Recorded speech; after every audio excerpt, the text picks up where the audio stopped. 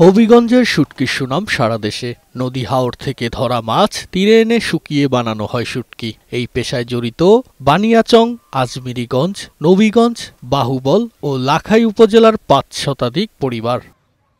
এবছর নদীতে মাছ কম ধরা পড়েছে। নদ-নদী ও হাওরের পানি শুকিয়ে যাওয়ার পরেও মাছ নেই। এতে হতাশ জেলেরা। আগে আমরা তো প্রতিদিন ২০ মন ৩০ মন মাছ আনতে পারছি, এখন ওই ২ মন ৪ মন কোনোদিনও আনতেও পারি না। যে অবস্থা আরম্ভ হয়েছে এই অবস্থা যদি আমরা চলে তাহলে আমরা সংসার চালা নিয়ে দায় পারবো। আইনে শুকাই আমরা পড়তে হইতেছে না। বর্তমানে ১১টা ডাঙি আছে, সবাই লসের মুখে। শুধু তাই নয়, বাজারে শুটকির দাম কমে যাওয়ায় উৎপাদন খরচও উঠছে না বলে আক্ষেপ প্রক্রিয়াজাতকারীদের।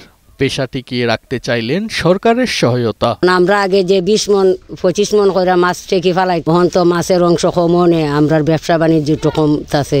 ১০০ টাকা কেজি কিনি আমরা, ১২৫ টাকা কেজি বেতন লাগে, ৪ কেজি ১ কেজি হয়, বুঝছি খুব আমরা লস আছি ভাই। এখন তো সরকারে আমরা একটু দয়া করে তুলে আগে আমরা জানটা বাঁচাতে পারি। হাওরে মাছের উৎপাদন বাড়ানো এবং শুটকি উৎপাদনে জড়িতদের সহায়তায় পদক্ষেপ নেওয়ার কথা জানালেন জেলা মৎস্য কর্মকর্তা। শুটকি যারা উৎপাদন করে তারা যাতে ভালো বাজার দর পায়, এজন্য আমরা আমাদের চেষ্টা করি বিভিন্ন মার্কেট লিঙ্কের সাথে ওদের সংযুক্ত করে দেওয়া। চলতি বছরে হবিগঞ্জে শুটকির উৎপাদন লক্ষ্যমাত্রা ধরা হয়েছে ১৬২০ মেট্রিক টন। তুষার আহমেদ, বৈশাখী সংবাদ।